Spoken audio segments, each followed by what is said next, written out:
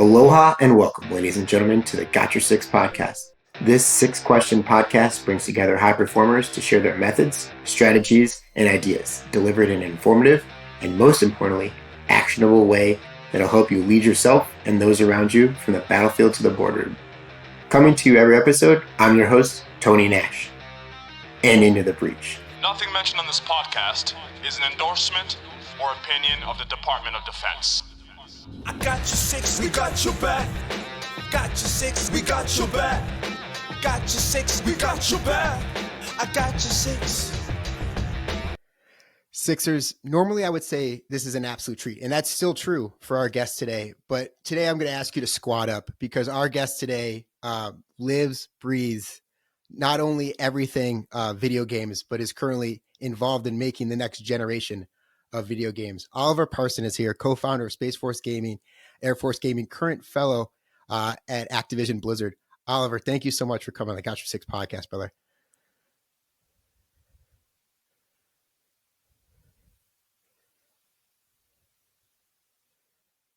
Hey, I think my internet messed up there.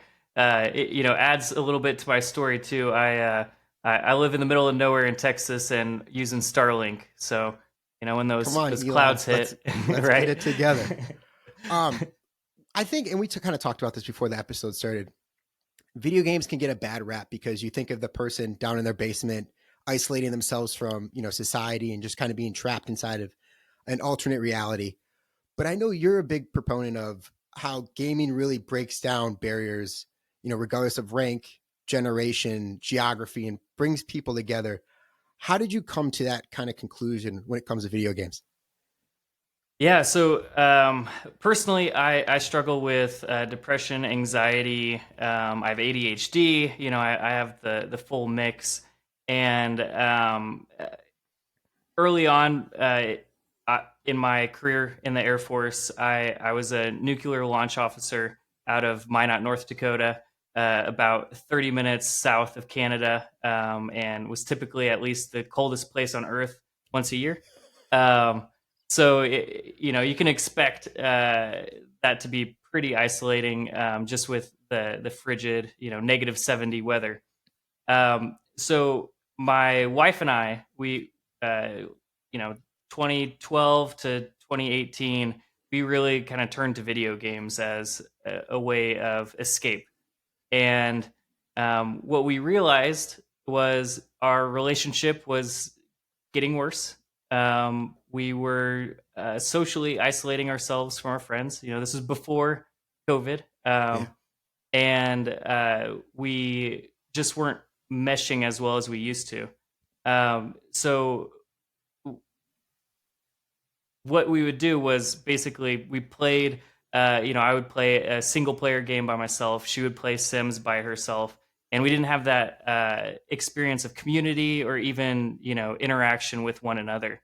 So what we ended up doing was, I went to work, started talking to some friends saying, hey, what do you think of this game, Destiny 2? And after a couple weeks there, we realized that there were quite a few of my coworkers that played that game. So, we were able to connect at a, much personal level online than we were at all at work. And once my wife and I, we both realized that, we started doing more social games where we could build community and be, closer relationally with different individuals. And like you said, it's one of those things as you start to kind of talk about it a little bit, just like exposing yourself, like other people, like, hey, do you know anything about this? Just like people would do with like a sports team. Hey, you're from this place. They got a good season coming up, or blah, blah, blah, blah, blah. It really improved, like you were saying, it improved your mental health tremendously because you were able to connect to people across. And this isn't just within the Air Force too, because I know you're doing a lot of work with Army Esports, also while being active duty Air Force. Can you talk a little bit about that? Yeah. So unlike probably a lot of branch rivalries, when it comes to gaming and esports, we've actually really gotten close to one another, because we know that if one of us is built up, everyone else kind of goes up with them. Yeah. And that's really Rising tide early raises on. all ships. Yeah. Exactly. So the Army, they early on in 2019, I reached out to them and said, hey, I'm thinking about doing this with the Air Force. What are your thoughts? And they were an open book. They were super helpful, helped me kind of get started with Air Force gaming. And just from that point on, we started bringing on the Marines, helping them. Recently, the Coast Guard. We're really close to the Navy and what they're doing and their initiatives. So all 6 U.S. branches got really close, passing lessons learned and having our own micro community within our bigger, larger thousands of service member communities. And it's even gotten to the point where we're now working alongside the UK leaders and their 3 branches. We're working with the French, the New Zealanders, the Germans, Netherlands. So we're trying to connect everyone, so we can all build each other up, because when it does come to gaming, the older generations past the millennials don't really get it, and anyone's successes becomes everyone's successes. That's awesome. So what would you say then, to as you kind of reach out to like the older generations, how do you convey that message to them of community, right? Because it's different. It's not like just meeting around a card table or anything like that, because you don't have that personal space, right? Within 4 to 6 feet, it's like you're going across, literally globally. What message do you want to constantly convey or like kind of bring home? Like, this is why this is so important. Yeah. So it's the resiliency. It's the community connection. It's the ability to meet new people, make new friends, where time, space, location, background, it's very inclusive. So, I just know, you as your gamer tag.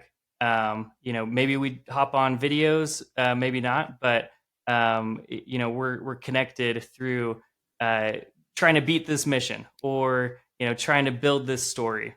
So it's really just identifying to these senior leaders that, hey, this is the new pickup basketball game, where there is no physical location. Right. Like you said, it's that shared hardship, right? While it might not be physically taxing, I'm sure it is, right? Like you're going through and you're sweating, trying to get through these different levels and missions, beating bosses as like they kind of go through the game. But like you said, that's a resiliency which you build up over time to not only prove like cross boundary, regardless of like service, but internal mental health. Where do you have a recent example that you saw where somebody you were just kind of blown away by their amount of resiliency from gaming and through the work you do? Yeah, there's she's a female remote pilot, and she came to me and one of my co-founders, and was like, hey, if it wasn't for my Overwatch team, and if it wasn't for us building out our community within the game of Overwatch, I wouldn't be here today. Wow. And that really hit home when leadership was telling us, no, this wasn't going to work, when other people weren't believing in us. It was stories like that kept pushing us forward. How do you continue to bet on yourself when it comes to gaming, you and your teams? Because you can hear a lot of no's, right? Like you were saying, you kind of have to have that cohesion internally, like, hey, that's okay. We're going to continue to persevere on because we know that there's something here. Yeah. And the best thing that I've learned over this, and it definitely has made me more resilient personally, and And I've learned to be very persistent and very persuasive. And if somebody tells me no, then I'll just pivot and find somebody that will tell me yes. How did you come to realize you have that persuasion and ability to pivot? Is there a specific instance you can point back to and be like, this is kind of looking in hindsight, this was the moment where I was like, all right, we have something, we're going to keep moving forward with it? It really was LinkedIn, really meeting people like yourself, and a bunch of other, whether it was a in-service general or a command chief, or if it was a executive in the gaming industry. It was talking to them and pitching those ideas, and refining that pitch, that 30-second elevator pitch. Each time I did it, had a lot of failures, and a lot of like, you're not making any sense. What's this e-gaming thing? And it finally really clicked, the moment that we are when I knew that you had to tell a story. So if you can frame your pitch around a story, then something that brings emotion, then that is the one of the best persuasive tools out there. How do you tell that story? What is that? What does the pitch look like? Because you have to almost do it where you rely on the other person to insert their own emotion into the story without specifically saying, hey, you need this emotion here. What does that look like? Yeah. So really, it's just kind of telling your own story. Everyone's been through the crap. Everyone's dealt with, their own personal demons. Everyone has struggled in one way or another. It's just, the game of life. But it's being able to turn what was a pain, what was a struggle, and what really hurt into a story to help others. Where I've struggled with depression, so it's okay to talk about depression, and being able to take it to that next level. How do you do that in action in terms of like with gaming? Because you think gaming, like you're in the moment, you're trying to beat this like level, continue to learn the story of the game. Where does that usually occur? Or do you have a recent example of where that's occurred other than just like other notes from people and like feedback as you go through it? Yeah, it's just really, playing a game with somebody, you're doing multiple things all at once. I would argue that playing like a round of Warzone, or Call of Duty, Halo, what have you, you learn a lot about somebody. Is somebody going to just Leroy Jenkins it and sprint and just die instantly and not think of the team? Is somebody strategic and knows the maps and can call things out? Is there somebody that's really good with being far away and shooting, or is there somebody really good that's sneaking around that can get somebody that way? And it's seeing that, doing that experience while also talking to that person like, hey, how was your day? Oh man, that freaking sucks. You had to deal with that at work. Or hey, your wife's pregnant. What are you feeling? And just gaming makes it a easy place to be vulnerable. Yeah. And that's something that I don't think we talk about enough, especially, with all these different outlets of people saying like, hey, just talk to somebody. What does that actually look like in practice? And I don't think one of the things that come to mind outside of people in the gaming is like, maybe it is the video game. So when you hear someone saying, I just go home and play video games all day, like, oh, something's wrong with Timmy. You know what I'm saying? We got to go check on him. But actually he could be, talking to other people, engaging with others. It's just asking those questions. And I love the ability to be vulnerable, because you start to see, just like you would be if you're working out with somebody, you start to pick up on their like traits and their habits. And if they're moving sluggishly when they're usually like a quick player or vice versa, you could be like, hey, something all right. Like how do you see that evolve over time as you continue to form these relationships? Because sometimes you don't know who's on the other side. Yeah, it's a common mission. Just as working out, playing, basketball, playing football, or even cheering on, your favorite college team or NFL team. It's you have a common mission and common purpose to accomplish, and it's always rewarding. Especially you and I, being in the military, we've had to do some training that made us push through the suck. And, the people that you're with, you remember for a lifetime because they were there with you. They helped you, you helped them. So this is kind of like a small version, a very small moment in time of a similar thing, but just virtually.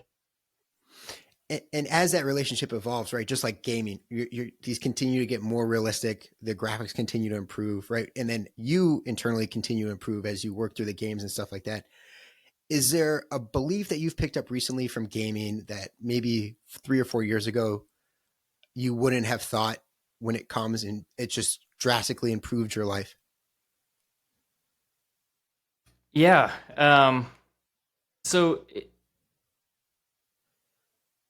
the biggest thing that really took me to that next level when playing on gaming was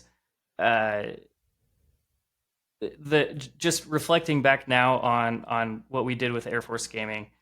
For a year and a half, the people that were volunteered 40 to 60 hours of their personal time to build something, they didn't we had never met each other in person. I had never, my current best friend, Mike Sullivan, I had not seen his face ever or I had never seen his face for about like 6 months.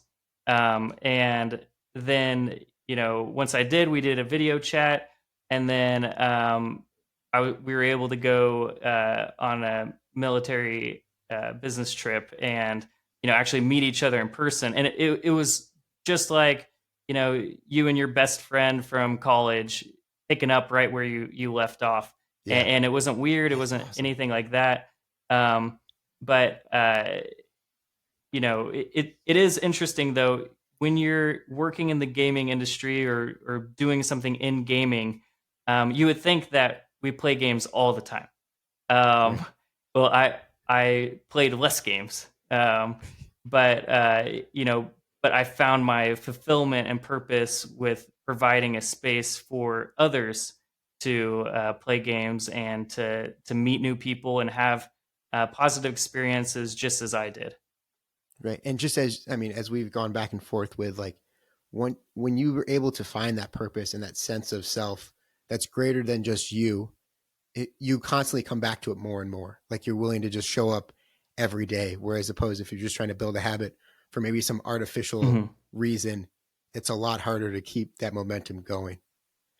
What I think is particularly interesting about gaming is you only have to succeed once or find success once. Like you can fail 1,000 times, 28 hours straight, not get through the right level to get to the end of the game. You only have to get through one time. Where has there been a giant failure in your life that's ultimately led to this just absolute massive success as you try to beat that level per se? Yeah. That's a really great question. Really, a lot of my failures were trying to find what I wanted to do with my life. If you ask my wife, she would say, hey, he would get obsessed about one thing and sprint that direction and then be like, no, I don't like that.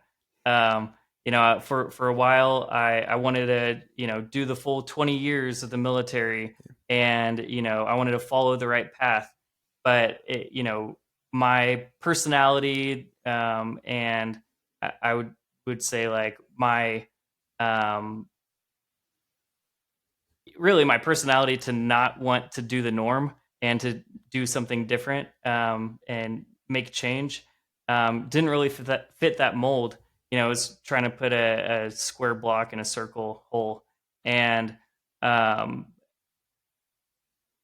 ran into that. I've started up a bunch of other random things. I started doing my own streaming and game creation, or uh, influencer type stuff, and I'm morphing the way I think of influencer. I'm not going to be doing TikToks every like day. We'll call it a content creator. Yeah, yeah, Yeah. exactly. So It was along that path as you were trying to figure out what your actual path was, as opposed to like trying to find someone else's defined path. Exactly. And there's a lot of similarities to gaming in that way, where you have like open worlds, and instead of like trying to, you can go do certain challenges, or you can just go explore. And you chose to be like, Mhm. hey, I can come. I know these exist over here, but right now I'm going to go explore. So where was that failure particularly? Like, what was it where it was like, hey, this is not right. I need to kind of pivot and go in a different direction. What was the like number one? Hmm. It it was when I hit my lowest in my mental health. Yeah. I uh, I tried to get help early on, with uh, my depression and seasonal affective disorder, and all of that. And the career that I was doing, depended on me, being mentally sharp and everything, working with nukes. That's a big deal. Yeah. Yeah. And so I dabbled in getting help, but I didn't get all the help I needed. So, I didn't see it through. Yeah. And I just remember one day that I was like sitting on my couch and I was staring at my carpet for like 3 hours, and it scared the crap out of me. Yeah. Oh yeah. Because I didn't feel like playing any games. I didn't feel like even watching Netflix. So I typically will put on The Office to get some good vibes, but I didn't feel like any of that. And once I snapped out of it, I was like, holy crap, this is not good. I need to get some help, and I need to um, and really what I found through that, of getting help, how I was able to get help was helping others.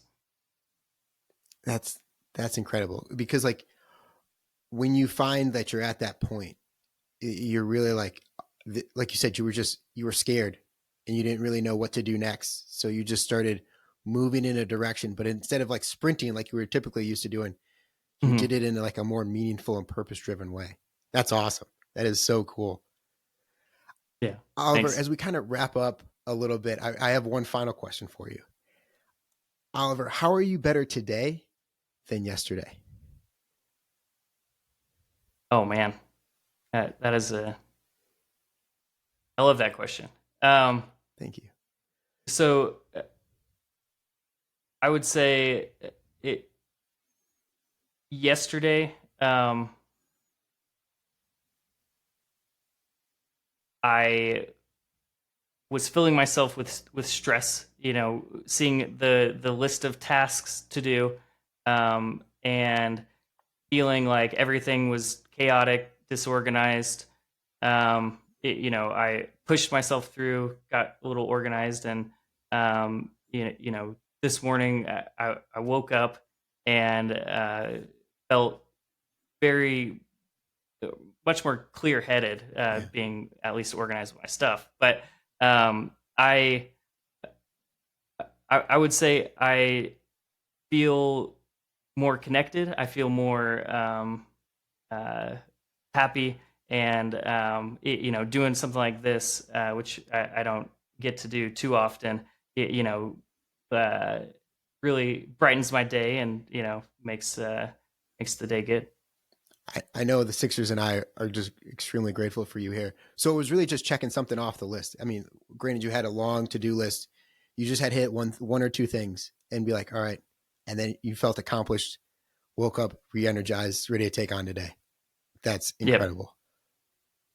Yep. Oliver, thank you so much for coming on. Where can people go to learn more about you, connect with everything that you're doing from Activision and all the other gaming initiatives that you're working on? Yeah, Twitter handle is Ollie Poppin' It, or you can connect with me on LinkedIn, Oliver Parsons. The handle is also Ollie Poppin' It. Those are my two main. Awesome. We will make sure we link those in the show notes so people can always find you. Oliver, thank you for sharing your strategies, your tactics, your methods. And most importantly, thanks for having our six, brother. Hey, thank you, Tony.